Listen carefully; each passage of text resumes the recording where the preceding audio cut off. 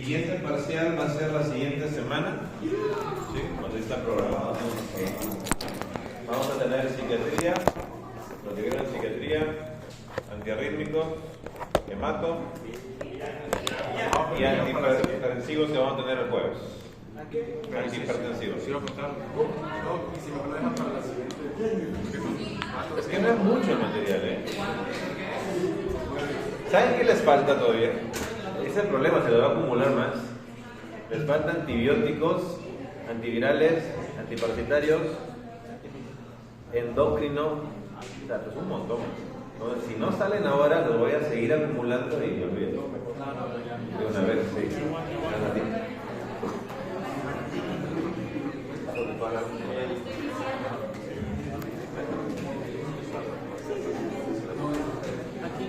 Bueno, y digo la semana que viene, ¿cuántos la conocen?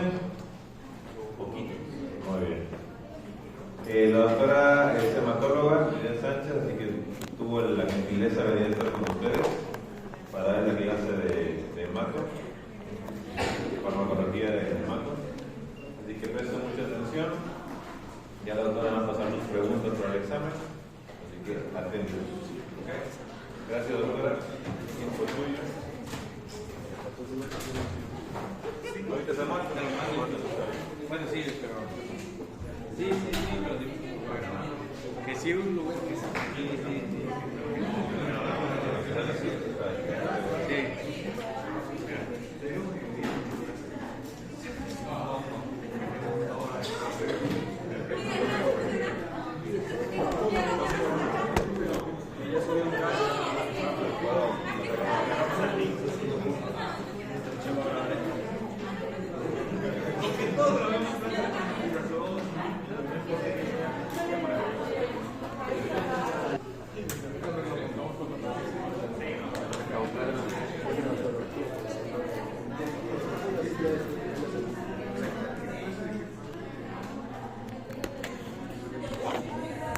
Bueno, buenas tardes, empezamos. Vamos a hablar de dos cosas hoy. Primero, cuáles son los medicamentos de primer nivel de atención que le podemos dar al paciente que llega con alguna masa de células de la sangre, y luego hablamos un poquito de los fármacos utilizados en la coagulación. Empezamos introduciendo el concepto de cómo se forma la sangre. El proceso de formación de la sangre, que se llama hematopoiesis, ya desde el niño recién nacido se lleva a cabo mayormente en los huesos. Al final, más o menos hasta los 20 años, prácticamente solo nuestra cadera, nuestro esternón y algunos pocos huesos largos conservan la función de hacer sangre todavía, pero es un proceso en donde tenemos dentro de la médula ósea, que es el tuétanito, una célula que se llama célula madre, que va a estar esperando las señales de diferentes hormonas que nos van a decir qué es lo que se necesita hacer. Si, por ejemplo, llega a la médula ósea una eritropoyetina a estimular esa célula madre, entonces la diferenciación se va a hacer hacia glóbulos rojos. Si llega la trombopoyetina, la diferenciación se hace hacia plaquetas, y tenemos también estimulantes de los diferentes tipos de leucocitos. Entonces, básicamente eso funciona. Tengo una célula madre que tiene receptores para varias hormonas, y dependiendo del estímulo que ella reciba, va a ser lo que va a formar. Dentro de los fármacos que ya tenemos autorizados, sintetizados para usar en el día a día, tenemos uno de los más comunes, que es la eritropoyetina, y también tenemos una presentación ya disponible de trombopoyetina, es decir, ya podemos nosotros con medicamentos estimular tanto la formación de glóbulos rojos como la formación de plaquetas en la sangre. Además de la eritropoyetina y trombopoyetina, con la que ya contamos, la médula ósea, para poder formar sangre, necesita básicamente tres vitaminas o minerales también ahí. Tenemos que necesitamos vitamina B12, necesitamos ácido fólico, y el ácido fólico y la vitamina B12 la necesitan todas nuestras células de la sangre. La necesita el glóbulo rojo, la necesita el glóbulo blanco, la necesitan las plaquetas. Y en el caso del eritrocito, además del glóbulo rojo, además de necesitar ácido fólico y vitamina B12, también necesita hierro. Entonces, hierro, la falta de hierro solamente me afecta a los glóbulos rojos, y la falta de ácido fólico y de B12 me puede afectar a todas las células de la sangre porque se necesita para todo. Entonces, vamos a hablar primero del hierro. El hierro lo utilizamos muy comúnmente para dar en suplementación vía oral. Entonces, el hierro es un componente esencial para la vida. Básicamente, la función es el intercambio de electrones. El hierro forma parte de la molécula de hemoglobina y nos ayuda para poder agarrar al oxígeno y poder, ahí se hace el intercambio de oxígeno CO2. Entonces, la falta de hierro en la sangre me puede conducir a un tipo de anemia que conocemos como anemia ferropénica, anemia por deficiencia de hierro, y el hierro en suplementación oral está precisamente indicado para estos casos, cuando el paciente tiene anemia porque está perdiendo hierro por algún sangrado, porque no lo está pudiendo absorber o porque simplemente en su dieta no está comiendo lo suficiente. Entonces es el fármaco de elección para este tipo de anemias, y casi siempre que una persona tiene anemia por deficiencia de hierro, tratamos de que sea tomado, porque se imaginan. En la mayoría de los casos, no siempre, pero en la mayoría de los casos sí, intentamos que sea tomado y no inyectado. ¿Por qué se imaginan que tiene que ser así? Para ver, todavía no hablamos de factor intrínseco aquí, para ver si lo que nosotros le estamos dando se está absorbiendo. ¿Ok? La idea es que si una persona está tomando hierro y no sube la hemoglobina, entonces tenemos de dos. O, como ya lo estamos suplementando, o lo está perdiendo, o tiene un síndrome de mala absorción. Entonces, básicamente por eso intentamos que primero se lo tome para ver cómo vamos, y ya después, dependiendo de cómo le cayó, podemos ver si lo seguimos tomando o lo seguimos, o ya es necesario pasar la inyección. El hierro como medicamento existe unido a otras sales. Las más famosas y las que nos dan aquí en los hospitales públicos son el sulfato y el fumarato ferroso. ¿Alguien ha tomado hierro? ¿Sí? ¿Saben si sulfato o fumarato? ¿O alguien sabe que sí ha tomado uno de esos hierros? ¿Cómo te ha caído? ¿Bien? ¿Todo bien? Muy bien. ¿Alguien más? ¿Alguien que le haya caído mal el hierro? ¿Nadie? ¿Sí? ¿Qué te provocaba? Ganas de vomitar, también mucho dolor de cabeza. Entonces, es un medicamento que depende mucho de la susceptibilidad de cada paciente, pero mucho, sobre todo la gente, en jóvenes no pasa tanto, a menos de que haya algún antecedente, pero sobre todo la gente adulta sí se queja mucho a veces de esta gastritis, dicen ellos, que les causa, que es el dolor, la náusea, y entonces no toleran. O sea, cuando uno les dice que tiene que tomar hierro, no toleran. Para eso se hizo, buscando aminorar esos efectos, se hizo una tercera forma, que ahora son muchas, que es el complejo polimaltosado, es decir, hierro, pero ahora lo uno al azúcar para que no me caiga tan pesado y para que sea más digerible. Entonces, dentro de los compuestos que tenemos disponibles, sulfato, nosotros tenemos en México sulfato ferroso deshidratado, el de 200 miligramos, y fumarato también de 200, que son los que generalmente dan en los hospitales públicos. Y tenemos también las formas de gluconato ferroso. Si se dan cuenta, viene un poquito más elevado el comprimido, pero al final de cuentas lo que se aprovecha de hierro, el contenido elemental de hierro, es casi la mitad del sulfato y el fumarato. Entonces, si me da un hierro que no me caiga tan pesado al estómago, es muy posible que lo tolere, pero que no me suba igual de rápido la hemoglobina que un sulfato o un fumarato ferroso. Entonces, esa sería básicamente la diferencia. En niños se prefiere también las formas glucosadas del hierro porque tiende también, como niños se ven gotitas, tiende a manchar los dientes, entonces por eso se prefieren las formas que son unidas a glucosa.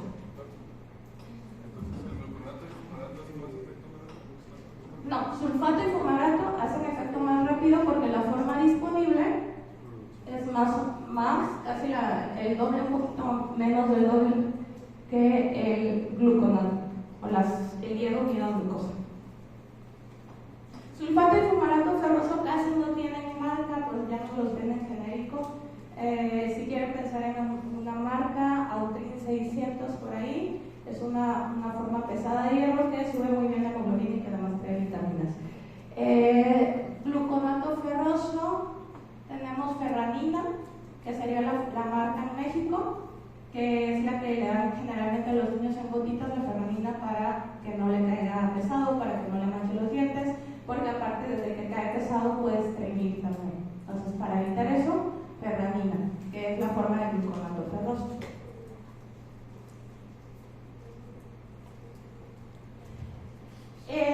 Al tomarlo, el hierro se absorbe en el duodeno, la absorción está vigilada por una hormona que se llama epsidina, que en general cuando nos hace falta hierro absorbe mucho, cuando no nos hace falta deja de absorber. Entonces, según lo que nuestro cuerpo necesita, es lo que finalmente se absorbe, se autorregula. La absorción es igual cuando yo doy en una sola dosis o dividida. Ahorita vamos a ver ese punto. Y el tratamiento, generalmente cuando una persona tiene anemia por deficiencia de hierro, aparte tiene un tipo de anemia que no hace reticulocitos. ¿Se acuerdan que eran los reticulocitos? Las formas jóvenes de glóbulos rojos que también el laboratorio nos puede decir. Entonces, generalmente tiene los reticulocitos muy bajos, por abajo de 1%. Entonces, a los 7 días ya se tiene que empezar a ver mejoría en ese parámetro de reticulocitos. Y lo que espero yo que aumente ese paciente tomando hierro sería de 1 a 1.5 gramos de hemoglobina por mes. Entonces, puedo decir que sí respondió a la terapia oral. Actualmente se prefiere la administración a días alternos. ¿Por qué? Les decía hace rato que la absorción de hierro está autorregulada. La epsidina, que se encuentra en las células duodenales, es una hormona que es la encargada de bloquear la absorción de hierro.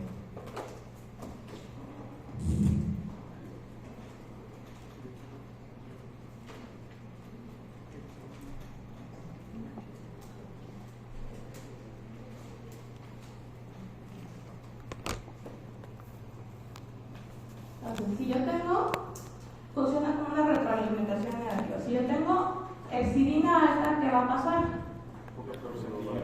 Disminuye la absorción de hierro. ¿Qué factores creen ustedes que me aumentan la epsidina? ¿Cuánta cantidad de hierro? Cuando tengo mucho hierro en sangre, no necesito. Aparte, por ahí está muy relacionado con inflamación, infección. Por eso a veces las personas que están hospitalizadas empiezan a hacer anemia, que es un tipo de anemia que se llama inflamatoria, precisamente por una parte, aparte de esto, la acción de la epsidina.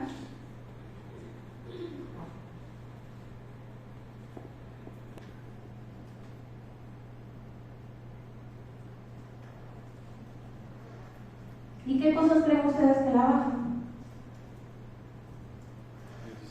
Deficiencia de hierro. Porque si está baja, entonces eso permite que se absorba más hierro.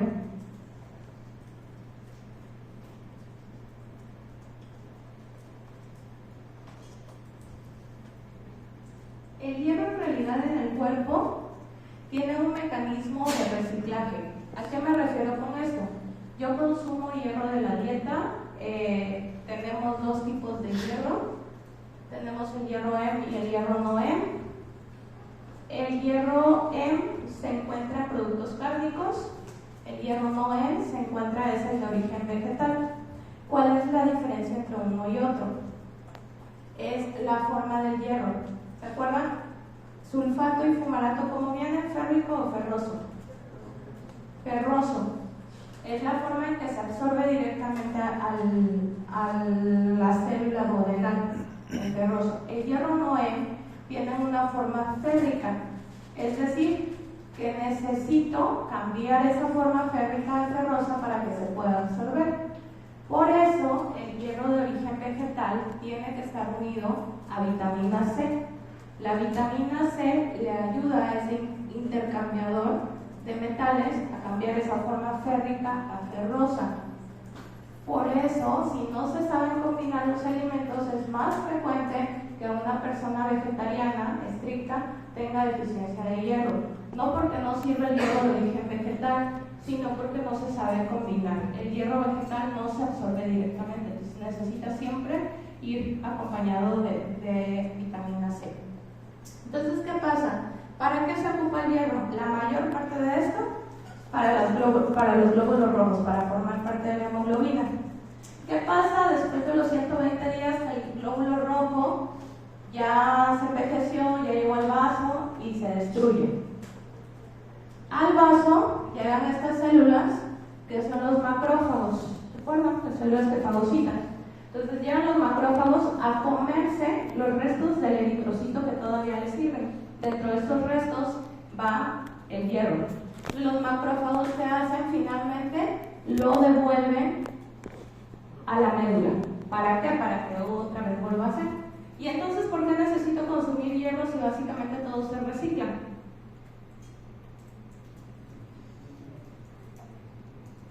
Si no estamos sangrando, la única forma de perderlo y la fisiológica es la descamación de las células intestinales. Ese poquito que se descama cada día es lo que tenemos nosotros que reponer o que tomar en los alimentos, que eso sería lo ideal. Ahora, esas situaciones normales, ¿en qué situaciones podría yo perder hierro de más? Pues cuando sangro, ¿no? Cualquier tipo de sangrado excesivo. Menstruación en las mujeres, por eso tendemos a tener más anemia.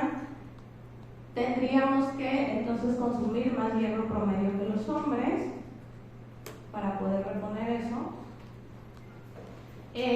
Cualquier otro tipo de sangrado anormal, en el hombre es más frecuente el sangrado gastrointestinal. También algunas personas que sangran mucho por la nariz, epistaxis, ese tipo de sangrados. Y la otra, como les decía, es que no se está absorbiendo ese poquito que se pierde, que no se está absorbiendo. Pero en general nuestro cuerpo trata de mantener lo más posible la reserva de hierro. Entonces, que tengas anemia por deficiencia de hierro quiere decir que tienes o una pérdida considerable o que tienes un tiempo considerable sin ingerirlo correctamente o que hay problemas de absorción en el cuerpo. Entonces, yéndonos otra vez a la epsidina. ¿Qué es lo que pasa? A veces las personas empiezan su tratamiento con hierro y no subió la hemoglobina. Y entonces, ¿qué hace el médico? Te dejé una pastillita de hierro al día, entonces, bueno, ahora te vas a tomar 3 pastillas de hierro al día. ¿Qué es lo que va a pasar con la epsidina? Aumenta. Y ya está comprobado, se empezó a estudiar, hace no mucho, tiene menos de 10 años, que se empezó a ver que esas, porque todavía la guía de práctica clínica de anemia te dice que hasta una cada 8 horas. Entonces, ¿qué se ha visto? Aumenta la epsidina. Yo mismo, al darle al paciente la dosis frecuente, entonces lo que puedo hacer es aumento de epsidina, que se bloquee el hierro y ya no lo absorba. Entonces, ¿qué pasa? Que es parte de la misma farmacología que le estoy dando, está afectando el metabolismo y estoy haciendo que ese paciente no suba su hemoglobina. Por eso, la diapositiva anterior decía que se prefiere actualmente a días alternos. Si el paciente no puede comprar su ferradina porque está cara y nada más se puede tomarla del seguro, entonces está bien que se lo tome un día sí y un día no. Y lo que voy a hacer es mantener la epsidina en un nivel basal y que absorba lo que tenga que absorber a días alternos, y así ya no le causa tanta náusea, tanto estreñimiento y tanto dolor estomacal.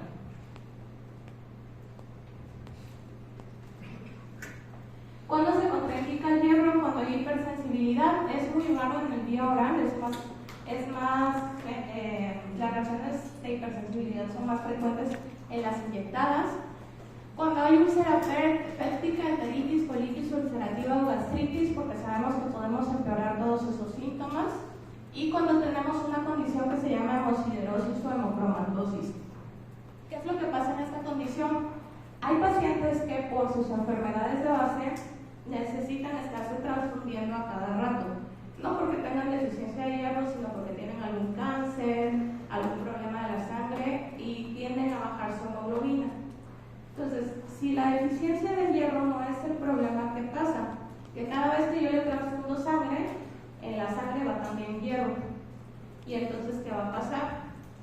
Que se va acumulando. Dijimos hace rato, el hierro es bien poquito lo que perdemos y tratamos de no perderlo. Entonces, ¿qué pasa? También el exceso de hierro puede llegar a ser patológico y generalmente se da por transfusiones repetidas. Entonces, los pacientes que tienen transfusiones de repetición no necesitan hierro, porque a veces el paciente lo está viendo el especialista y llega a la consulta de su médico de cabecera y el médico, como algo le tiene que hacer y de modo que nada más lo vea y le diga que todo está bien y nos vemos la próxima, le deja el hierro. Entonces no lo necesita.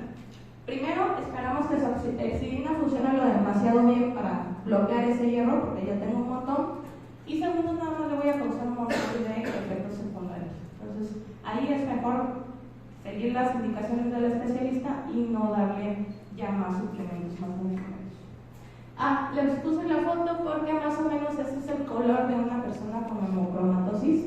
Empieza con color café y luego se empiezan a poner verdes, literalmente, y es el exceso de hierro en el cuerpo que se acumula en la piel, pero también se puede acumular en el páncreas, se puede acumular en el corazón y también en las articulaciones. Entonces causa inflamación prácticamente de todos los lugares en donde se acumula. Las reacciones adversas, ya se les había dicho, gastrointestinales, dolor abdominal, constipación, vómito, pirosis.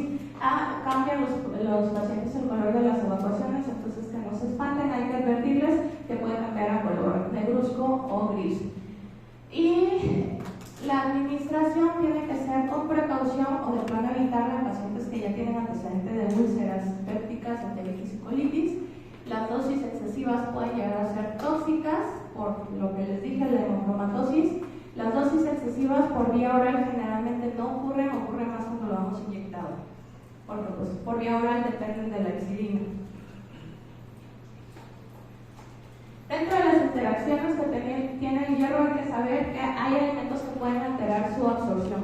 Lo que tenga vitamina C, sobre todo en la forma NOEM, aumenta su absorción.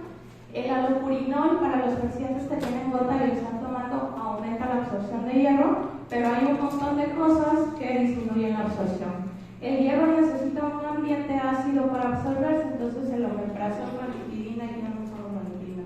Pero bueno, los antiácidos también hacen que se absorba menos, el cloralfenicol y también la leche, té, huevos, el café, el alcohol disminuye la absorción de hierro. ¿Para qué sirve el alopurinol? Para bajar el ácido úrico de la sangre. Entonces, los pacientes que padecen de gota pueden aumentar la absorción de hierro si es que se los dieron al mismo tiempo. Y dentro de los medicamentos, de las sustancias que pueden también disminuir la absorción, están fitatos, oxalatos y fosfatos. ¿Qué pasa con una persona que tiene anemia y su dieta es lacto-vegetariana? Bueno, allá voy precisamente. Cuando eres lacto-vegetariano, solamente tienes que cuidar a consumir el hierro junto con vitamina C para que se pueda absorber correctamente. Ahora, ¿qué pasa? Que lacto-vegetariano no significa comer soya todos los días. ¿Por qué? La soya tiene algo que se llama fitatos, que en la menopausia nos pueden ayudar mucho, pero que cuando se comen en exceso, entonces me pueden hacer, aunque la soya tiene hierro, sí lo tiene, me puede hacer eso mismo, provocar una reacción de interferencia con la absorción de hierro. Entonces puede llegar a ser contraproducente. La soya no es lo único que contiene hierro, entonces hay que variar con el resto de leguminosas y con los vegetales que también lo contengan. Vegetales verdes, entre más profundo mejor, para ir variando la absorción. Entonces, el problema realmente no es la dieta, es a veces no saberla llevar de una forma correcta. Pero como usted estaba hablando sobre la soya, evidentemente sobre el gluten. No, el problema con la soya específicamente es el fitato, que incluso se le hace mucha promoción sobre todo la mujer en menopausia, que sí puede ser beneficioso, pero todo en exceso es malo, ese es el punto.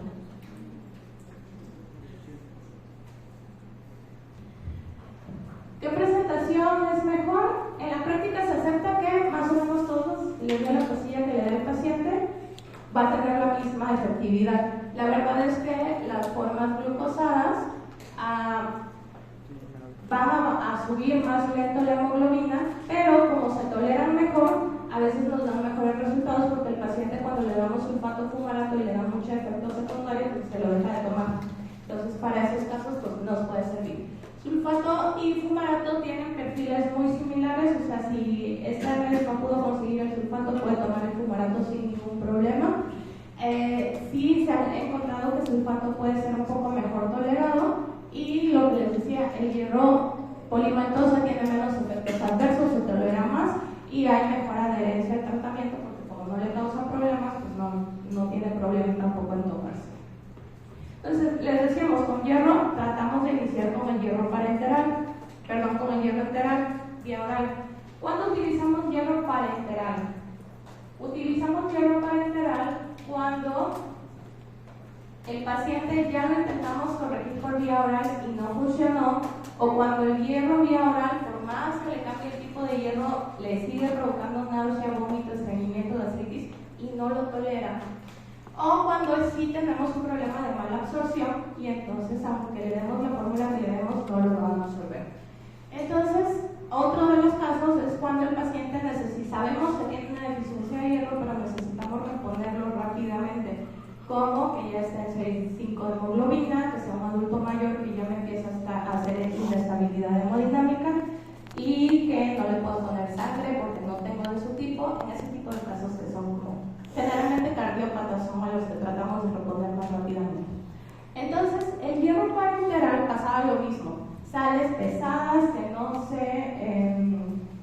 bueno, el hierro es un metal al final de cuentas. Entonces, las primeras presentaciones de hierro parenteral tenían un riesgo muy importante y elevado de anafilaxia. El paciente le empezamos a poner el hierro y de plano le hacía un prospasmo, me hacía edema laringio y eran unas anafilaxias muy difíciles de tratar. Y hay pacientes que hasta la fecha, si usaron uno de esos hierros, no quieren ver el hierro inyectado por nada del mundo. Entonces, por ese riesgo de anafilaxia fue que muchos médicos empezaron a utilizar el hierro inyectado por la pompa y ahorita vamos a ver para qué sirve eso. Hay que saber que cuando decidimos poner un hierro parenteral al paciente, entonces nosotros podemos calcular exactamente cuánto hierro necesita el paciente.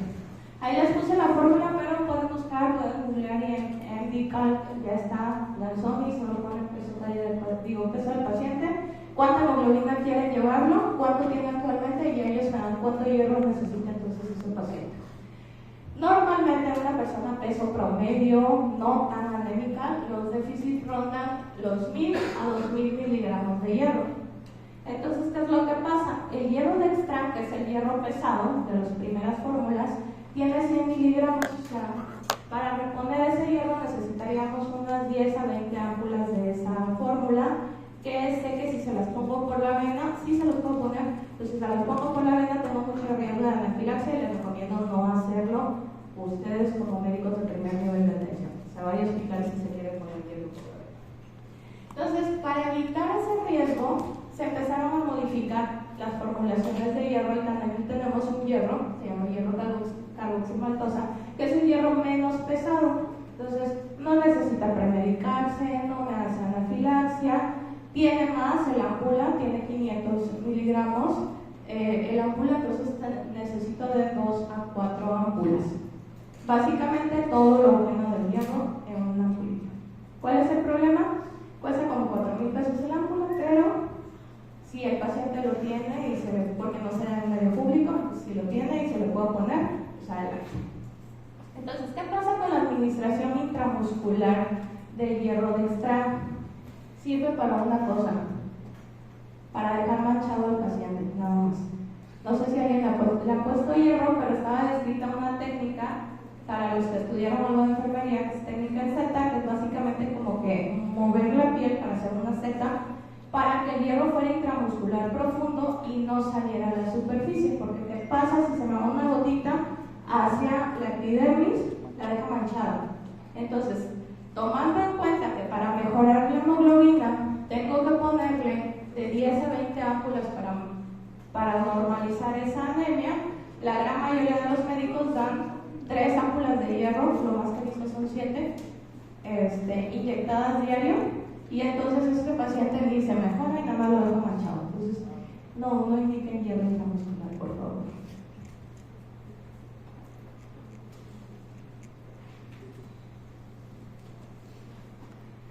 El Dextran, les decía, intramuscular, técnica Z, no lo hagan. Está descrita, sí está descrita, pero no les va a servir mucho, van a hacer sufrir mucho al paciente nada más. Por intravenosa, la dosis máxima es de 1 gramo, es decir, 10 ámpulas por cada vez que le vaya a poner al hierro. Generalmente las espaciamos una semana. Se diluye en 1 litro de solución glucosada o solución salina y se pone en un periodo largo de 4 o 5 horas por el riesgo de anafilaxia. Tiene que ir premedicado, le tengo que poner esteroides, generalmente le tengo que poner hidrocortisona o metilprednisolona y antihistamínico tipo difenhidramina para evitar las reacciones alérgicas. De todas maneras, tengo que irme de poquito, generalmente empiezo muy lento y si no presenta reacción, entonces ya le sigo lo demás. Ideal, si ustedes van a poner, tampoco se lo recomiendo que los pongan, y si se va a poner en medio hospitalario con carro rojo, porque sí se hace anafilaxia.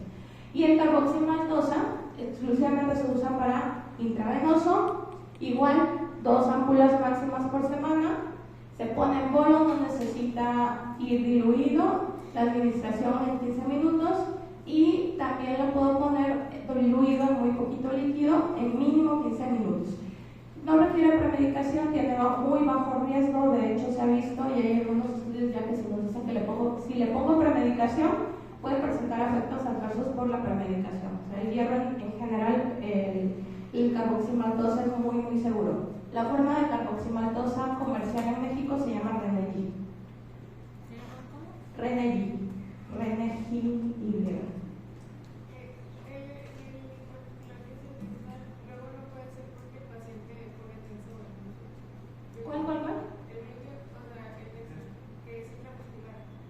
No te oí lo primero. O sea, a veces puede ser también porque el paciente pone tenso. ¿Que lo manche? Ajá. Sí, o sea, es que el punto es en donde él provoca algún movimiento y el hierro sale a superficie, cuando no queda en intramuscular profundo toda la fórmula, es ahí cuando provoca el manchado. Pero por eso es no recomendado, porque puede pasar. No, la verdad es que si un paciente necesita 1 gramo de hierro y entonces le tengo que poner 10 inyecciones por la vena, pues prefiero ponérselas intravenosas de una sola para poner. Y la otra es que es muy mal utilizado. Generalmente, o sea, he visto embarazadas que les ponen hierro, no sé si para prevenir o porque tengan anemia, 1 vez al mes intramuscular. No tiene ningún sentido. ¿Sí? Si sabemos cuánto le falta hierro, no tiene ningún sentido. Y en caso de cometer el error de aplicarlo, si quiero quitar la mancha que se No. se quita. Se puede disminuir con el tiempo, pero la mayoría de las veces ahí queda. Mi pregunta también iba relacionada con lo último que digo, de la mancha, o sea, ¿qué tiempo le quitamos? Pero ya no Sí, por eso les digo, no tiene caso.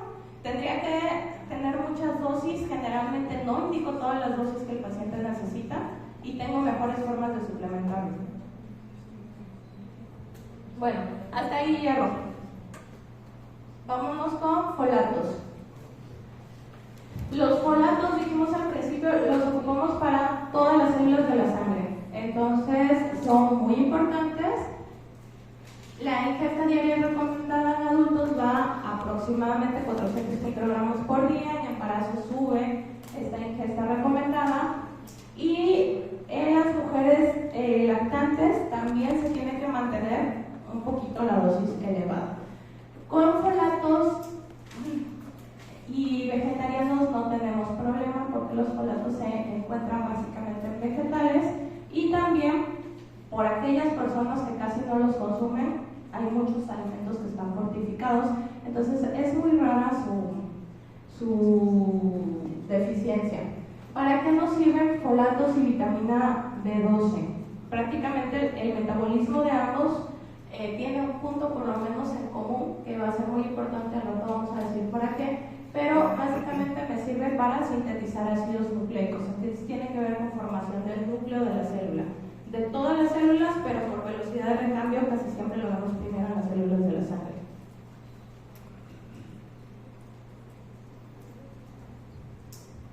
El ácido fólico va a ser una vitamina que es hidrosoluble, está indicado para tratar anemia por deficiencia de folatos y también la anemia por deficiencia de vitamina B12. ¿Por qué? Porque como dijimos, hay un punto en el que el metabolismo de ácido fólico y de vitamina B12 convergen, entonces es importante suplementar ambos. Su uso profiláctico debido al riesgo de problemas de cierre del tubo neural está indicado desde el primer trimestre de embarazo o incluso cuando se planea el embarazo, empezar de una vez con la suplementación de ácido fólico. No dije esto, pero con todos los nutrientes, todo se absorbe una parte, se utiliza una parte y luego también nuestro hígado tiene reservas. Pasa lo mismo con hierro, pasa lo mismo con vitamina B12. ¿Para qué son estas reservas? Para que si yo dejo de consumir ese nutriente, pasen por lo menos algunos cuantos meses antes de que mi cuerpo empiece a resentir los efectos de no tenerlo. En el caso del folato, las reservas en el hígado me duran aproximadamente entre 3 y 6 meses. Entonces, si yo dejo de consumir folatos, voy a tardar unos meses antes de empezar a ver las consecuencias.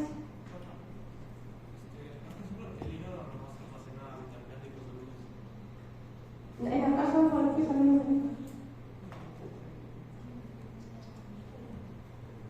entonces, en el caso de folato, ese almacenamiento, más bien, sí, la reserva que hay dura 3 a 6 meses. En el caso de vitamina B12 me puede durar aproximadamente 4 y hasta 7 años. Entonces, ¿por qué es importante? Porque los vegetarianos estrictos, sin suplementación, sin ninguna fuente de vitamina B12, pueden tardar muchos años antes de empezar a tener problemas de anemia por deficiencia de vitamina B12. En el caso del folato, la absorción se da en el intestino delgado proximal, su disponibilidad es muy alta, más de 2/3 partes se pueden absorber. La forma activa del folato es el 5-metiltetrahidrofolato, se excreta en la leche materna, pues si mamá está bien y por eso necesitamos más durante la lactancia consumirlo más, y se espera, o bueno, se aconseja que las mujeres que toman sus suplementos durante el embarazo continúen con ellos también en la lactancia. Las vitaminas que dan para embarazo se excreta por la orina.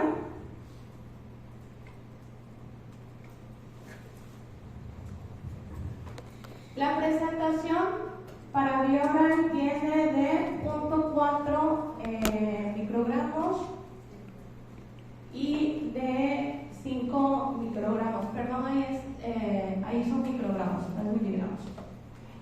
Entonces, la idea sería que tuviéramos esos 5 microgramos como suplementación antes de la concepción, mantener toda la lactancia, y en pacientes normales no tendríamos ningún problema con dar folatos por vía oral.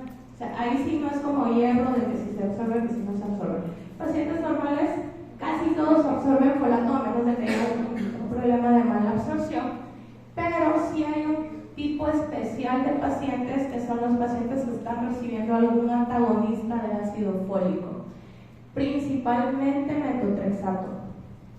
Metotrexato, que es un tipo de medicamento que me puede servir como quimioterapia, pero que también lo dan en reumatología para algunas enfermedades autoinmunes, es un antagonista del folato en su forma de vía oral, y entonces los pacientes que presentan anemia por deficiencia de folato, que están con este medicamento en forma constante, ahí sí la suplementación tiene que ser por vía intravenosa, y la forma es ácido folínico. ¿Cuál es la diferencia entre el ácido fólico y el ácido folínico? Básicamente que el paso que bloquea exactamente el metotrexate o bloquea los medicamentos ya pasó, o sea, ya hizo ese paso en el metabolismo y el folínico ya no le puede hacer nada al metotrexate. No sé si me explico. Pues básicamente el 5-metiltetrahidrofolato, que es la forma activa, se va formando a partir de distintas formas de folato. Entonces justamente el metotrexate me afecta ácido fólico, pero el folínico ya lo pasó. La dihidrofolato reductasa ya pasó ese paso, ya no necesito entonces hacer esa conversión, ya es tal como se va a utilizar. Entonces el ácido folínico viene en la ámpula de 15 miligramos. Ya dije, su compuesto intravenoso no requiere de la dihidrofolato reductasa. Y en el caso de los pacientes que tienen trimethoprim, pues generalmente son 7 días, así que no me hace mucho problema el que le estén tomando si necesito ácido fólico. Me da más problema el paciente que está con metotrexato de uso continuo, aunque sí hay que saber que el trimethoprim me inhibe la absorción de ácido fólico.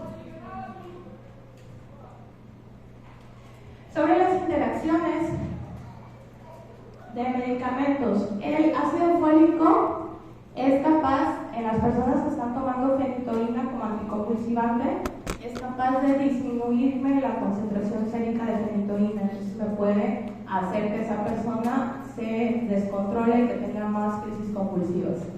Ya lo había dicho, metotrexato, trimethoprim y metamina también antagonizan sus efectos. El alcohol me va a disminuir la concentración sérica de folato. Y en el caso de que la anemia no sea por deficiencia de folato, sino de vitamina B12, entonces el tratamiento es ambos, folato y B12 para el tratamiento. Ahorita explicamos el último punto. ¿Qué pasa si sobredosifico al paciente folato? Realmente no hay efectos adversos, lo que no se va a utilizar se excreta. En datos de sobredosificación no se producen trastornos, esto es una vitamina relativamente segura.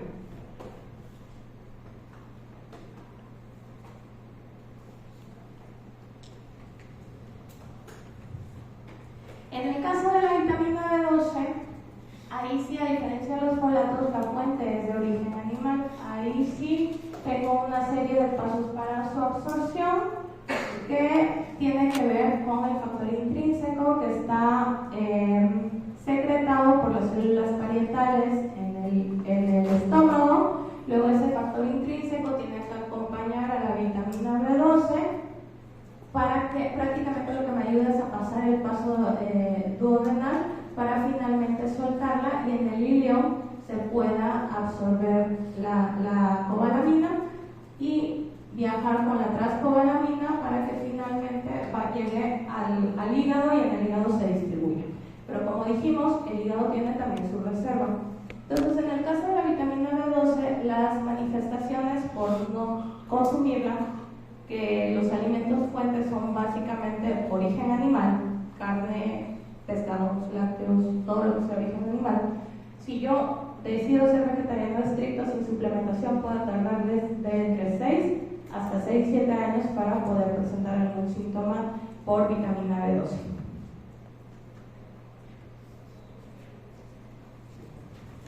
Específicamente, vitamina B12 participa en 2 reacciones del cuerpo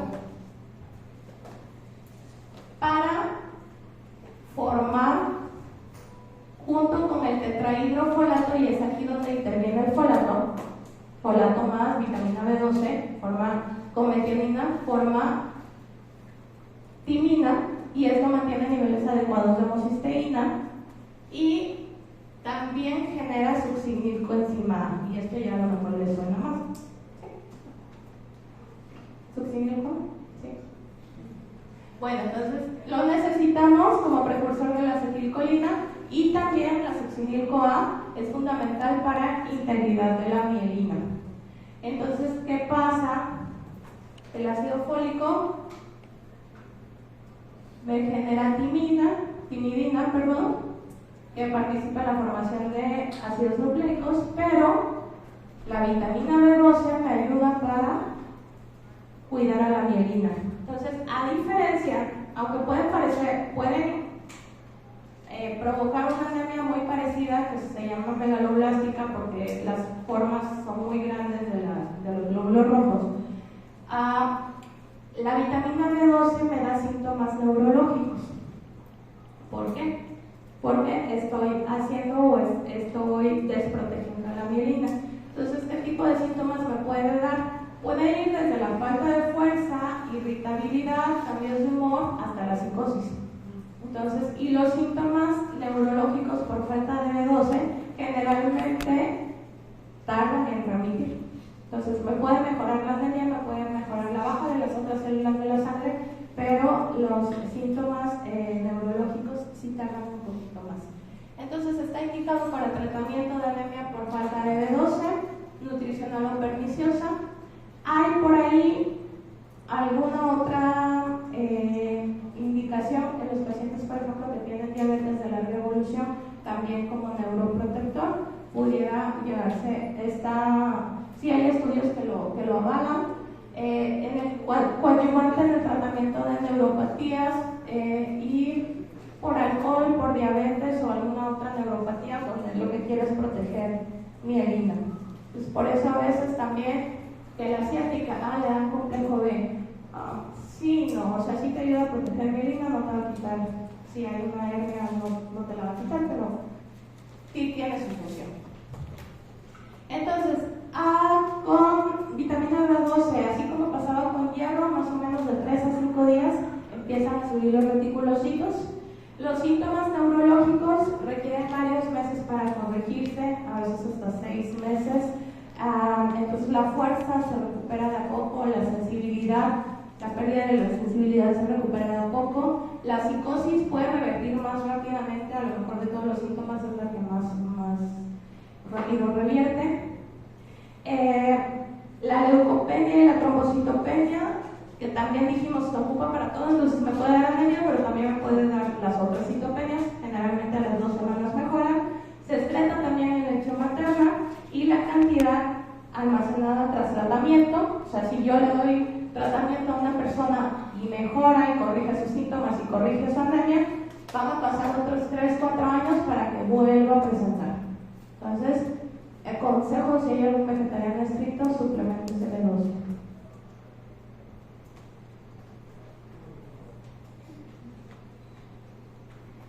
En el caso de la vitamina B12, de que haya un déficit corroborado, ahí sí se prefiere que la administración sea directamente intramuscular. Entonces, en la anemia, cuando es por déficit, porque no lo consumió, la dosis va de 1000 microgramos por día, es intramuscular, se da diario por una semana, luego se da semanal por un mes, semanal por 4 semanas, y luego se da hasta corregir el déficit una vez al mes o hasta trimestral. Como hay mucho almacenamiento, para que vuelvan los síntomas tardan un poquito una vez que haya mejoría. La profilaxis en los pacientes con gastrectomía, acuérdense, necesitamos factor intrínseco y si no hay células parietales que lo excreten, entonces ese tipo de pacientes sí tienen que tener su profilaxis. Existe otro tipo de anemia, se llama anemia perniciosa, ¿se acuerdan o lo han escuchado? La anemia perniciosa, ¿qué era?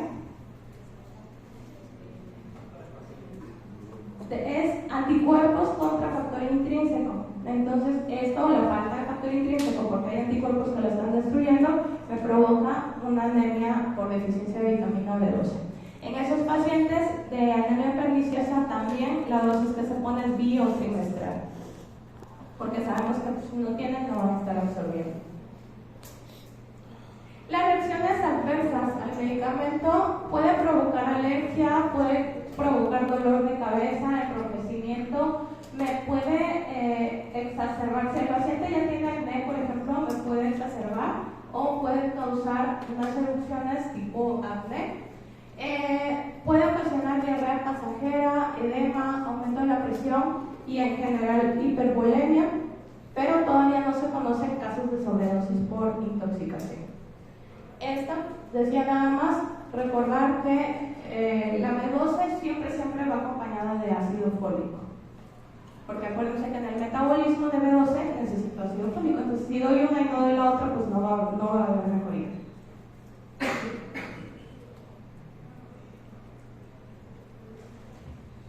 Luego tengo la eritropoyetina, que es la hormona que va directo a la médula para producir glóbulos rojos. Está indicado para sustituir a la eritropoyetina natural del cuerpo en caso de insuficiencia renal, que es cuando más la indicamos.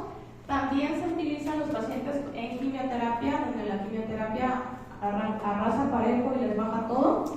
Entonces en ellos también se puede dar su empujoncito a la médula. Y en los cánceres hematológicos cuando el tratamiento es paliativo.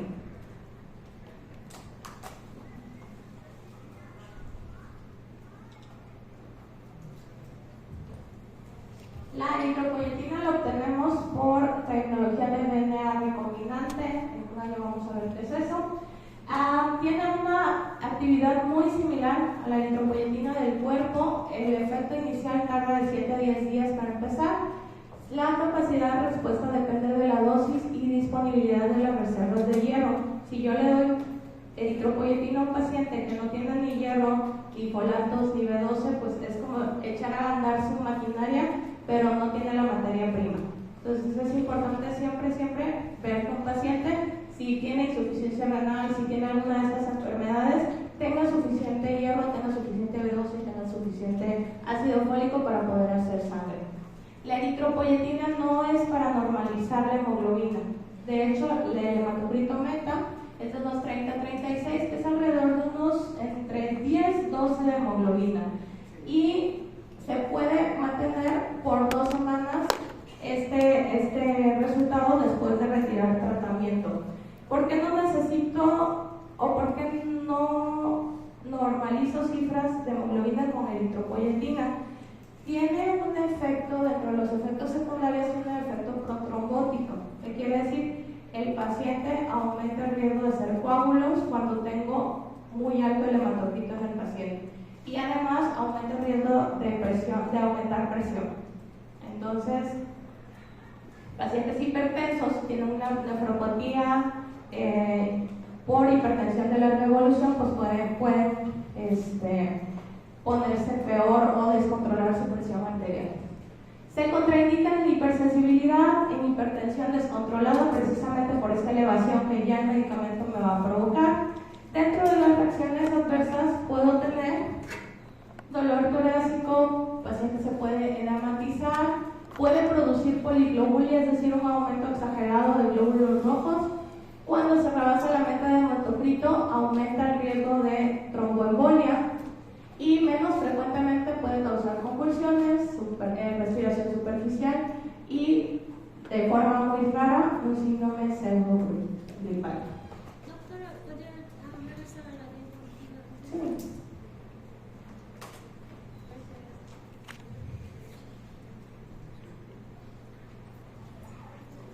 Muy bien. Sobre las dosis, acá generalmente se ponen subcutáneas. No sé si a algún familiar le ponen eritropoyetina. Generalmente son pacientes nefrópatas crónicos. Se pone subcutánea casi siempre alrededor del ombligo o donde haya más grasa. Pero los pacientes que ya están en hemodiálisis se aprovecha para ponerlas ahí mismo, vía intravenosa al momento de la hemodiálisis. La dosis se calcula por kilos de peso del paciente, son de 50 a 100 kilos de peso, unidades por kilos de peso, y luego voy ajustando según el paciente mejore o no su hemoglobina. Si la mejora demasiado, lo que quiero es mantenerla con alrededor de 10 de hemoglobina y entonces le bajo la dosis. Se puede poner, generalmente empezamos 2 veces por semana, máximo 3 veces por semana. Las ampolletas vienen de 2.000 y 4.000 unidades, entonces un paciente peso promedio, dosis promedio, les tocan como 4.000 unidades 2 veces por semana, y de ahí vamos viendo 25% más o menos, dependiendo de si subió como yo quería, necesito que suba más o baje. Ahí sí es muy dosis respuesta. Para la dosis de mantenimiento trato de que sea con la menor cantidad posible, entonces voy disminuyendo 25 unidades por kilo cada mes hasta llegar a la dosis más baja, capaz de mantener al paciente con esos 30-36 de hematocrit.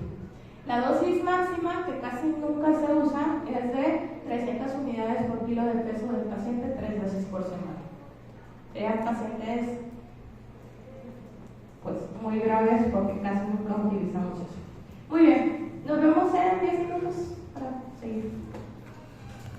Aparte de factores estimulantes, generalmente no los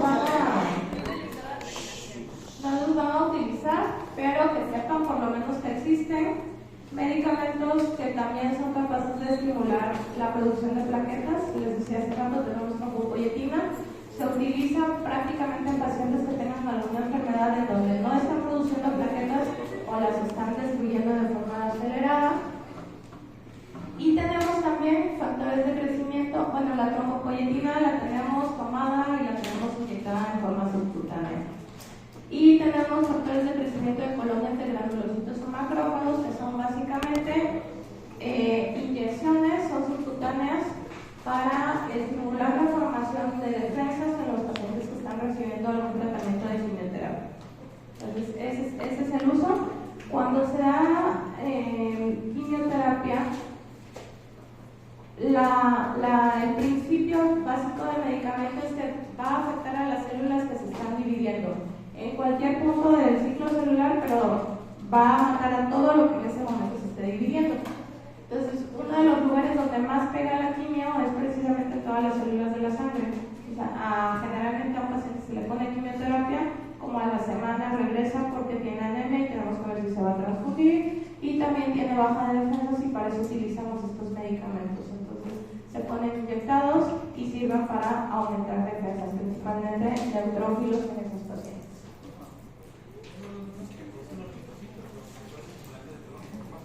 Son factores estimulantes de colonias, pero los que utilizamos en pacientes de quimio son los de granulocitos, los de neutrófilos. El nombre, bueno, hay muchas marcas, pero el primero fue el Filastrim como nombre comercial.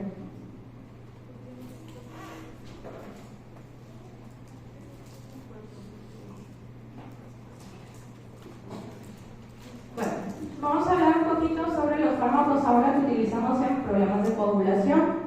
Hay que saber para que se forme el principio de la sangre o lo que hace diferente a la sangre de los demás tejidos que es.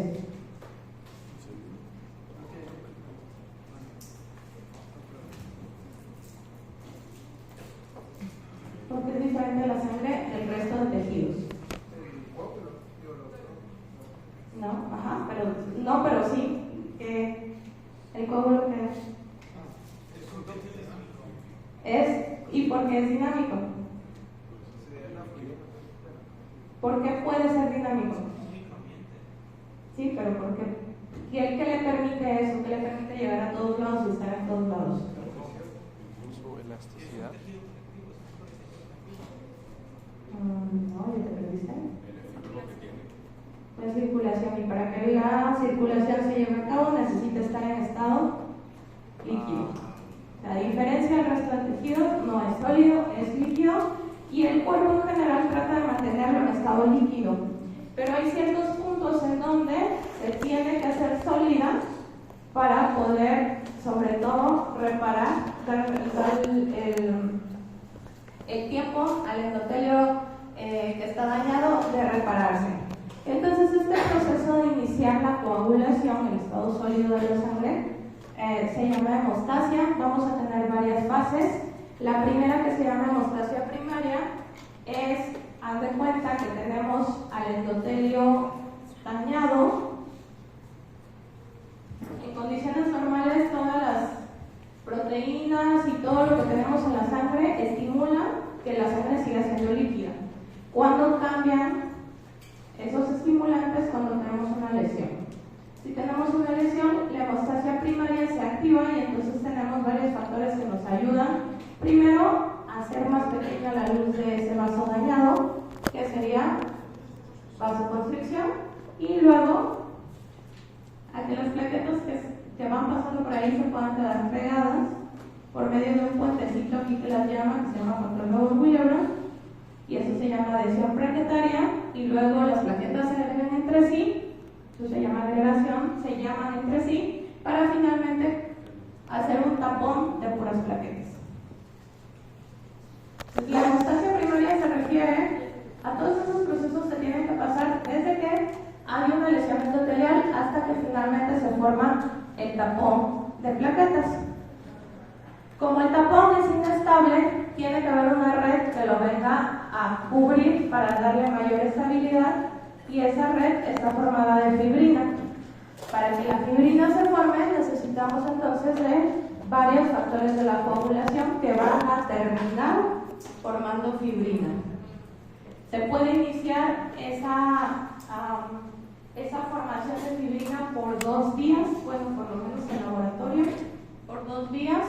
Una llamada vía extrínseca, que no necesita nada más que factor 7 para llegar a una vía común y finalmente hacer fibrina, y la vía intrínseca, que necesita varios factores de la coagulación, como bien la activación de varios, porque todos los tenemos en la sangre pero inactivados, y la activación en cascada de varios para finalmente formar fibrina. Entonces, hemostasia primaria, formación del tapón de plaquetas; hemostasia secundaria, formación de la red de fibrina.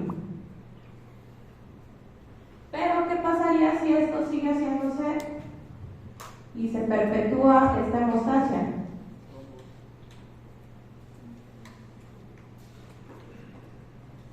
Puse muy lejos la luz. Puedo provocar embolismos o coágulos patológicos, ¿no? Entonces, para que esto no pase, el objetivo de que haya un coágulo ahí, de que se lleve a cabo el proceso de hemostasia, es que darle el tiempo al tejido para que se repare. Pero una vez que se reparó, entonces tiene que activarse un tercer mecanismo, que es el de la lisis del coágulo, de la fibrinólisis. Y la fibrinólisis es básicamente dada por 2 iniciadores que son, dependiendo de dónde estemos, los que activan y los que me convierten a una sustancia que se llama plasminógeno en plasmina, y esta plasmina me viene a romper estas redes de fibrina para disolver ese coágulo.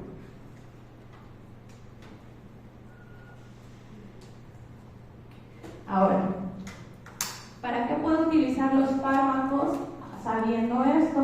Bueno, tengo fármacos que son capaces ya sea de estimularme que el paciente haga hemostasia primaria o secundaria, que el paciente haga fibrinólisis, como el caso de los pacientes infartados que llegan dentro del periodo de ventana y que les puedo poner fármacos para que se deshaga ese coágulo, y también para hacer lo contrario. Entonces puedo jugar un poquito con esto sabiendo el fundamento fisiológico, y de esos fármacos vamos a hablar. Entonces, dentro de la trombosis, del tratamiento de trombosis, vamos a tener a distintos fármacos.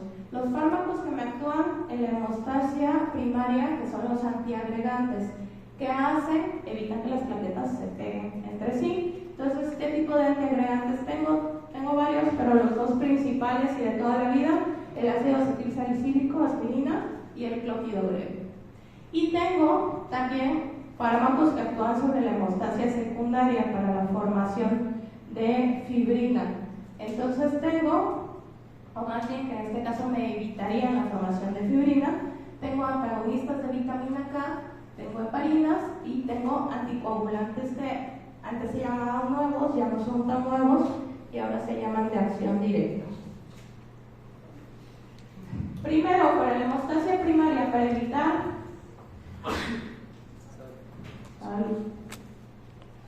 que las células se agreguen entre ellas, utilizo fármacos antiagregantes.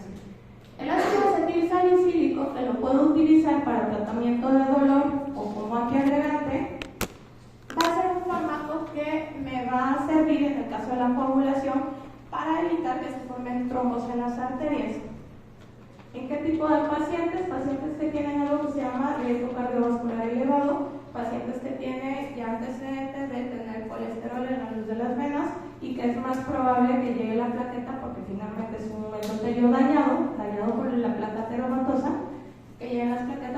hagan un coágulo. Entonces, ese tipo de coágulos suceden o pasan más en las arterias, y para esto me sirve la aspirina para que esos pacientes no me hagan coágulos. Entonces me va a bloquear la síntesis de tromboxano A2, es un inhibidor irreversible de COX-1. Esto quiere decir que una vez que el fármaco hace efecto en la plaqueta, me va a producir antiagregación durante toda la vida media de la plaqueta, que son 5 a 7 días lo que una plaqueta libre. Entonces, por eso al paciente que iba a entrar a cirugía, pero se le olvidó que estaba tomando aspirina, se le pide, se suspende la cirugía, se le pide que deje de tomar y dentro de 8 días se reprograma. Y es básicamente porque sabemos que si el paciente está tomando aspirina, me va a evitar la agregación plaquetaria, la hemostasia primaria, por el periodo de vida de esa plaqueta, que serán los 5 a 7 días. ¿Cuándo está contraindicada la aspirina? En caso de úlceras gastrointestinales agudas, en caso de insuficiencia renal, hepática cardíaca grave, así como en tercer trimestre del embarazo junto con muchos AINES, porque causa cierre prematuro del conducto arterioso y puede causar hipertensión pulmonar. La aspirina, el efecto que tiene como analgésico o como antiagregante depende de la dosis. Dosis bajas me sirven como antiagregante plaquetario, dosis más altas me sirven como analgésico. Entonces nosotros en coagulación lo utilizamos generalmente a dosis de 100 miligramos. La aspirina Junior o aspirina Protec viene en presentación de 100 miligramos, pero desde los 80 hasta los 300 el efecto es antiagregante. A los pacientes, por ejemplo, que sospechamos de infarto, la dosis que se les da es de 300 miligramos, que cae todavía dentro del efecto antiagregante plaquetario. Y en caso de intoxicación por aspirina, se pueden dar casos de acidosis metabólica, y la intoxicación por salicilatos es más común, o bueno, el cuadro es más común en pacientes pediátricos. Luego tenemos el clopidogrel. El clopidogrel, la idea es más o menos la misma que la aspirina, que las plaquetas no se peguen entre ellas, pero no actúa sobre el tromboxano, sino sobre otra sustancia antiagregante que está mediada por ADP. Dura igual que la aspirina toda la vida media de la plaqueta, está contraindicado en el caso de lactancia materna, también en insuficiencia hepática severa. La hemorragia, igual que con la aspirina, es el efecto más frecuente, pero en general le da menos a los pacientes que están con clopidogrel que con aspirina. La dosis ahí sí viene en una sola presentación, 75 miligramos al día, y si tenemos sobredosis, el principal efecto adverso va a ser la hemorragia. Y entonces, si tenemos hemorragia en un paciente por aspirina o clopidogrel, tenemos que transfundirle plaquetas. ¿Por qué? Porque las que él tiene están inutilizadas. No se pueden pegar unos con otras y ese efecto le va a durar 5 o 7 días, entonces tenemos que ponerle nuevas plaquetas, aunque tenga una cuenta normal de plaquetas. ¿Se entendió?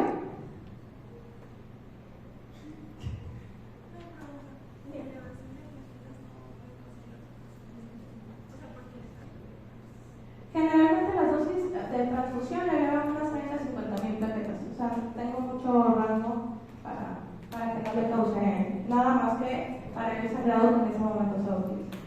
Entonces, la idea de dar aspirina y clopidogrel a un paciente es que las plaquetas no se peguen unas con las otras, que no se agreguen. Y se los damos únicamente a los pacientes que tienen riesgo de ser coágulos. Esa es mi forma de impedir la hemostasia primaria.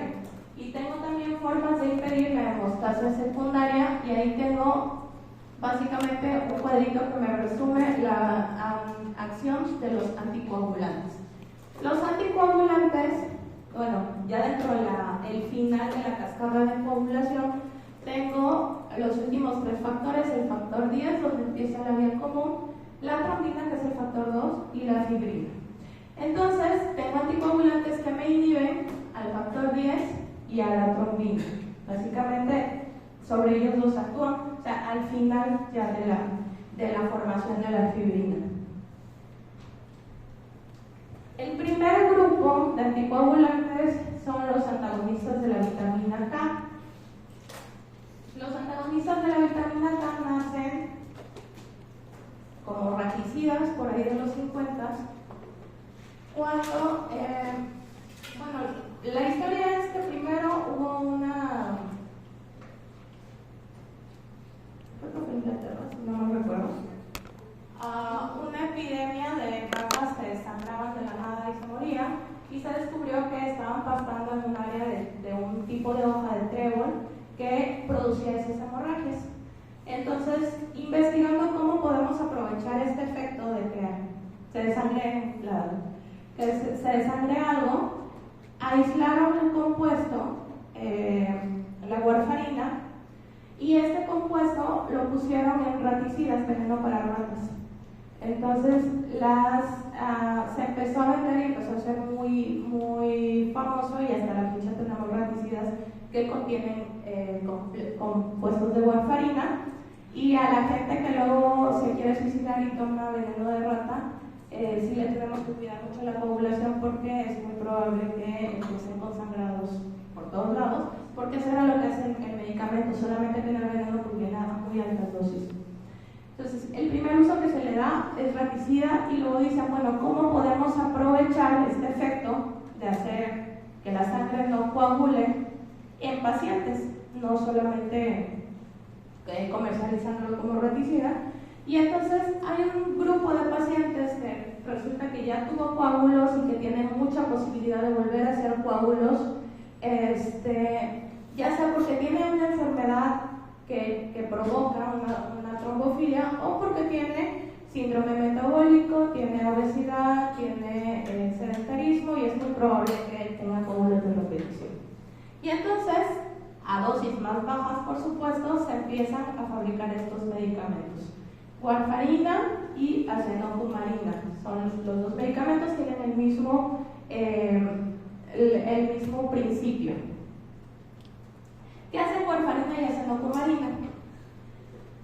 Me inhiben, o más bien evitan, que algunos factores de la coagulación se activen, que son los factores 2, 7, 9, 10. Y siempre se nos olvida proteína C y proteína S de la coagulación, no lo dices. Entonces, casi como, ¿se acuerdan de estos números? ¿A qué les recuerdo? Los nervios parasimpáticos. Casi como los parasimpáticos, nada más cambias 3 por 1, para que se acuerden. Entonces, ¿qué es lo que hacen? Estos factores, ¿se acuerdan? Les dije, todos los factores de coagulación están viajando en la sangre de forma inactiva. Cuando hay algún estímulo, se empiezan a activar en forma de cascada. ¿Cómo se activan estos factores? Hagan de cuenta que están viajando como sin brazos, y el brazo, para que se active, para que se puedan unir al siguiente factor de la cascada, es precisamente mediado por la vitamina K. Entonces, ¿qué pasa si les quitas vitamina K? Pues va a estar ahí, pero no se va a poder activar, va a estar en forma inactiva, va a estar sin brazos. Entonces, lo que me hacen los antagonistas de la vitamina K es eliminar la vitamina K, precisamente para que estos factores no se puedan carboxilar, que es ese bracito que necesitan para unirse al siguiente factor. Entonces, los mantienen inactivados.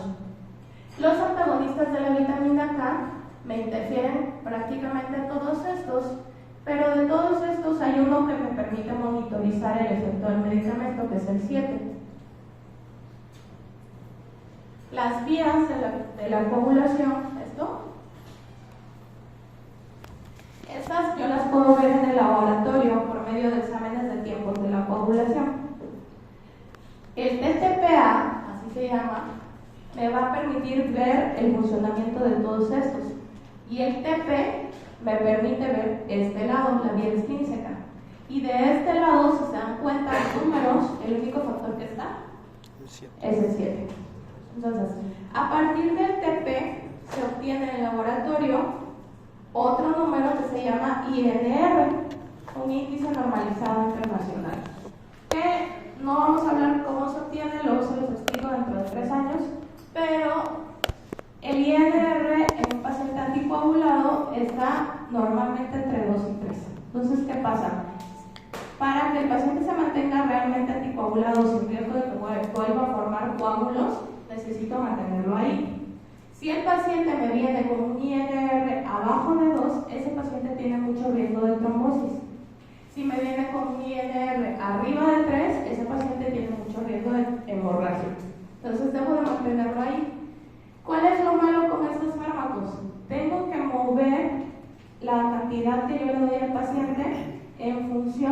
cómo está su INR. Generalmente las primeras semanas duro un montón viéndolo cada semana, haciéndole exámenes de tiempos cada semana para que se pueda yo mover. ¿Cuál es la otra contra? Primero, la dosis inestable, no hay una dosis específica del medicamento. Generalmente me voy de cuartito en cuartito de pastilla, o sea, un cuartito todos los días. Tiempos de coagulación, INR de 4, entonces le quito un día y así me voy. Entonces, ¿qué es lo que pasa? Que aparte de esto, la vitamina K, si yo consumo alimentos que contengan vitamina K, me van a interferir con el medicamento y entonces voy a necesitar más medicamento. Y si una semana el paciente consumió alimentos ricos en vitamina K, entonces me va a disminuir el INR. Entonces, ¿dónde se encuentra la vitamina K?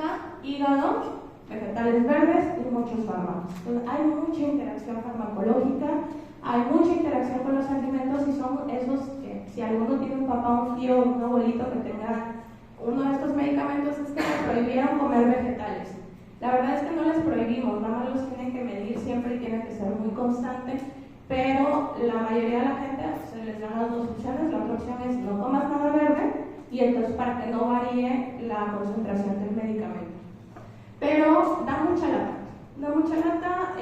necesita el paciente estar bien monitorizado, necesita estar bien ajustado a su tratamiento, porque si no, están los dos extremos, o me sangra el paciente o se vuelve a trombosar.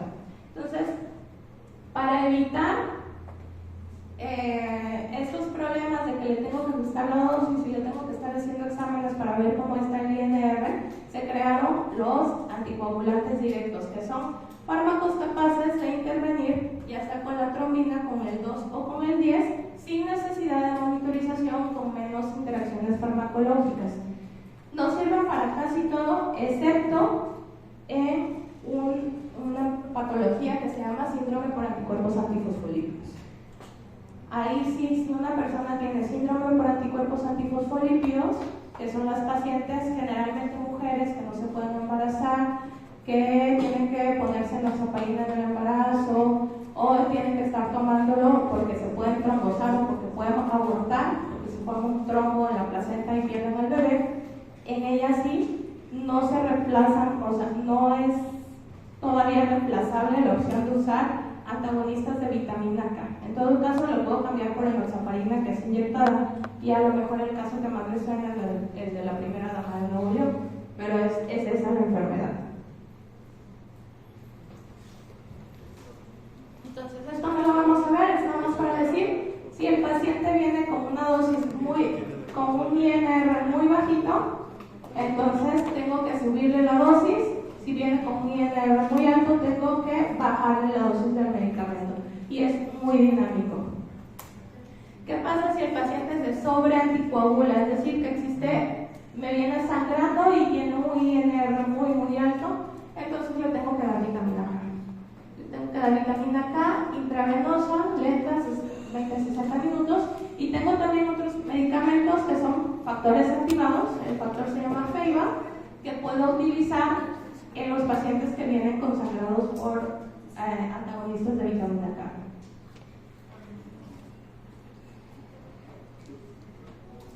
En pacientes que necesitan anticoagularse pero que no tienen síndrome de anticuerpos antifosfolípidos, ¿cuáles puedo utilizar? Los directos. ¿Qué hacen estos medicamentos? Inhiben directamente al factor 10, al factor 2 de la coagulación, y no necesito ni monitorizarlos por INR, no necesito cambiar la dosis, estarlos checando cada semana. Esos medicamentos ya está establecido que a las dosis adecuadas funcionan bien o tienen un buen efecto anticoagulante. A favor o en contra, en general funcionan bastante bien, pero no tengo un examen tampoco para decir si estás en la dosis correcta. Entonces, las únicas adecuaciones que tengo que hacer es, estos medicamentos están hechos para pacientes peso promedio entre los 60 y los 120 kilos. Más allá de esto, no existe una dosis establecida para estos pacientes. Entonces puede ser peligroso utilizarlos, y en general en adultos mayores disminuyo la dosis. Bueno, acá ya vienen las dosis. El Dabigatran es un inhibidor del factor 2 de la coagulación. Se toman 150 miligramos 2 veces al día en pacientes normales. Está indicado para tratamiento y para prevención de enfermedad tromboembólica, generalmente trombosis venosas profundas. El apixaban, que es uno de los más utilizados en el liquid, 5 miligramos 2 veces al día. Se inicia cuando es como tratamiento porque el paciente se trombosó, se inician 10 miligramos 2 veces al día y ya luego le bajamos a 5 miligramos. Y como prevención, 2.5 miligramos. Edoxaban casi no tenemos en México, hay muy poquito, y el primero y que también se utiliza mucho es el Xarelto, el Rivaroxaban, son 20 miligramos una vez al día. Para tratamiento se empieza 15 miligramos 2 veces al día, es decir, dosis de 30, y luego se baja a 20 miligramos. Y como prevención se toman nada más 10 miligramos una vez al día con y sin comidas. ¿Cuáles son las limitaciones? Son medicamentos que si el paciente requiere anticoagulación son muy cómodos porque son tomados, no se está inyectando nada. Y la única limitación, les decía, es uno, el peso, otro, extremos de la vida, que si vemos es la mitad prácticamente de las dosis que nos dicen acá, pacientes de más de 80 años. Y la otra es falla renal y falla hepática. En el caso del Dabigatran, tiene eliminación renal al 80%, entonces no lo podemos dar en pacientes nefrópatas. Y en el caso de Rivaroxaban y Edoxaban, tienen metabolismo hepático, o sea que si el paciente tiene falla hepática, tampoco lo puedo dar. Serían las únicas como precauciones en este tipo de pacientes.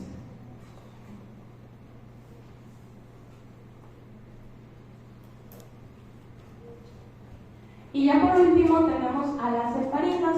Las heparinas son medicamentos que sí utilizamos de forma inyectada, son anticoagulantes, y entonces lo que hacen es inactivar a nuestro factor 10 de la coagulación. El factor 10 de la coagulación, justo en la tía común, tiene un anticoagulante natural que lo inactiva. Se llama antitrombina. Es capaz de unirse a él, inactivarlo y ya no permitir que se una a otro compuesto. Entonces, ¿qué hacen las heparinas? Prácticamente abrazan el complejo antitrombina factor para que se inactive y para que ya permanezca así. Las primeras heparinas que se crearon se llaman heparinas no fraccionadas, eran moléculas muy largas que me ayudaban a inhibir tanto el factor 2 a la trombina como el factor 10. A lo largo del tiempo se han ido haciendo más pequeñas esas moléculas de tal manera que solamente la fracción que inhibe sea la que actúe. La heparina no fraccionada actualmente ya casi no la utilizamos para anticoagular al paciente, o sea, a un paciente individuo como tal, pero sí la van a utilizar muchos ustedes en el internado como anticoagulante para tomar gasometrías. Entonces, de hecho, se van a pelear por su frasquito de heparina. Eso es la no fraccionada. Se pone por la vena, para el paciente se tendría que poner por la vena, se tiene que ajustar cada 6 horas y es algo que ya no hacemos. ¿Cuáles sí ponemos? Las heparinas de bajo peso molecular. Las heparinas de bajo peso molecular, como la enoxaparina, más conocida, se ponen a dosis de 1 miligramo kilo de peso del paciente. Si es preventivo, una vez al día; si es por tratamiento de que ya tuvo una trombosis, 2 veces al día. ¿Y para qué le pongo anticoagulante a un paciente si ya se trombosó? Para evitar futuros. ¿Ah? Para evitar futuros. ¿Para qué para que no se retrombose? Si ya se trombosó, quiere decir que tengo esto tapado, ¿no? Entonces, ¿qué va a pasar con ese flujo sanguíneo? Ya no va. Se va a estancar por un tiempo y luego va a empezar a buscar salidas, ¿no? Y nuevos vasos. Pero mientras se estanca y mientras se mantiene ese objeto mecánico ahí, me va a estimular la formación de más coágulos y de que esto se siga haciendo más grande. Entonces, el objetivo del anticoagulante es que esto no se haga más grande. Ya está ahí, ya causó su daño, pero es que no se haga más grande. Y que mientras esto se cae en fibrinólisis y esta sangre se empieza a buscar nuevas salidas, no vuelva a tener o no tenga empeoramiento del cuadro. Entonces, para eso, que hablen los anticoagulantes en sus dosis de prevención o de profilaxis. ¿Estás aburrido, verdad?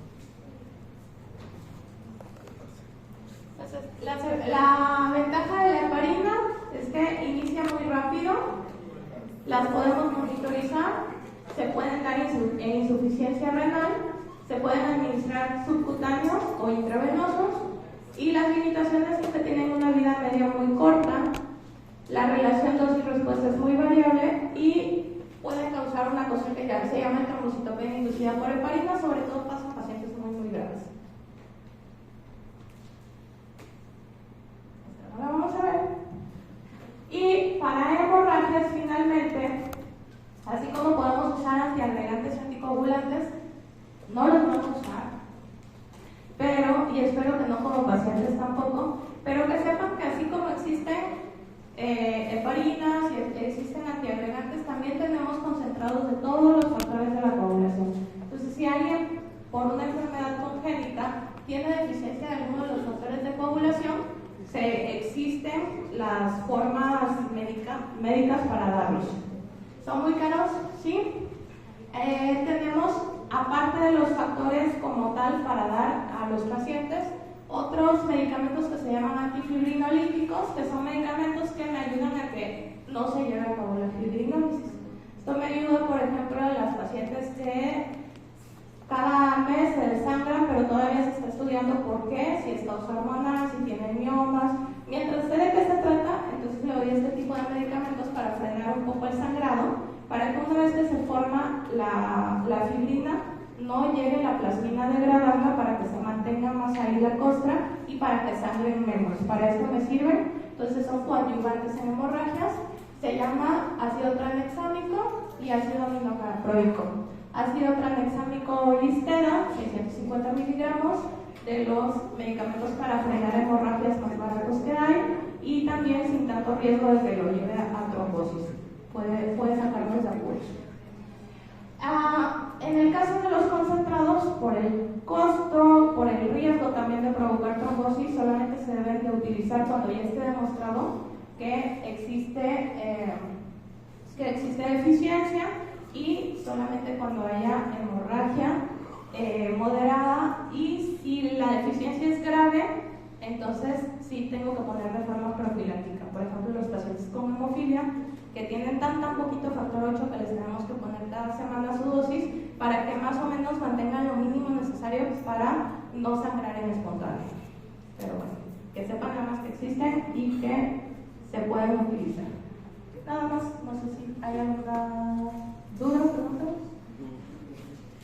Lo que no van a usar pues son las vitaminas. Vamos a hierro, vamos al ácido fólico, vamos al B12, rara vez la eritropoyetina, a lo mejor agarran más confianza con los pacientes renales, y de ahí aspirina, clopidogrel, isosí de ley. Con los pacientes que están con anticoagulantes, ustedes no los van a iniciar, pero sí que sepan por lo menos que el paciente debe estar entre 2 y 3 si usa warfarina o acetocumarina, que muchos pacientes utilizan en medios públicos cuando ellos no se pueden comprar los otros, el Liquis y el Rivaroxaban. Entonces, que sepan que tiene que estar entre 2 y 3 y que hay riesgo si están fuera de esos rangos, para que sepan derivar a tiempo al paciente.